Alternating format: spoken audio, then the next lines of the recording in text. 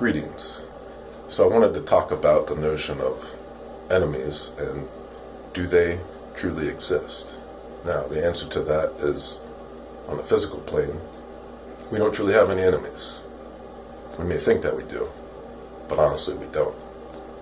Now, whether in the self and our own notions of belief that we hold to be true, even if it is a falsity and ultimately a lie, because remember, our true core comes from grace and of love. So any other picture that isn't the notion of our image as Christ being, because that's where we have our true being. All else is just but a lie. And it may seem true at times because we have traumas and hurts and wounds, and we may play those stories over and over again. But likewise, when we meet another, and the words that they speak or the way that they convey or carry themselves, likewise, we're dealing with that person's images. So that doesn't make things true either. And even if another hits upon a notion where you have previously believed yourself to be, that still doesn't make it truth. So ultimately, we're wrestling against these inner notions. It's a spiritual battle, a psychological battle, mental battle.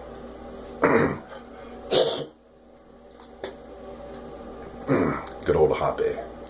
The only time I have to expunge. Anyways. So with that being said, ultimately, enemies don't exist. When you can understand yourself and others, you can see these dynamics. And of course, at times, things can be challenging because we all have emotions.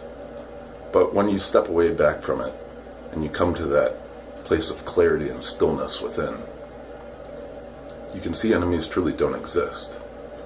And we learn better ways to communicate and love another. Even if they may treat us poorly, we can turn back to God and realize that we're loved.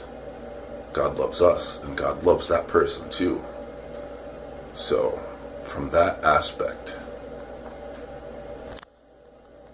there's the power to overcome. Because ultimately, that's how we grow. We release the notions that we've held. We look to Christ and see ourselves and say, that's where I reside. And likewise, that's how you want to treat others. Because elsewise, if we subject ourselves to those emotive realms and believe those things, and if we were to get into, whether verbally or physically, an altercation, that's a lose-lose. To hurt another, it's only going to hurt the self.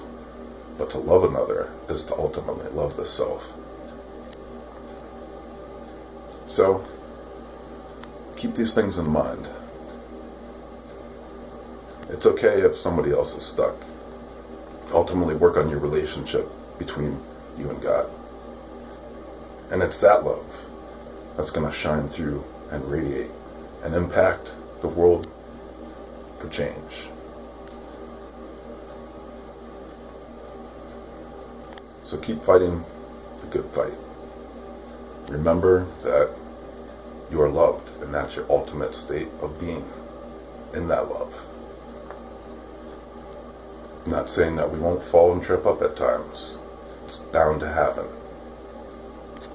But the more we fall, and the more grace is there to catch us and lift us up in that love,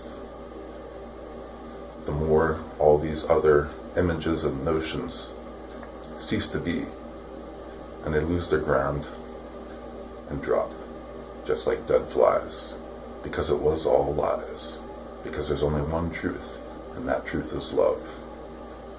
So, remember, you're all loved, we're all loved. That's already been paid. No need to go back into the past because we're right here now, anew within each moment that so greets us. Love you guys.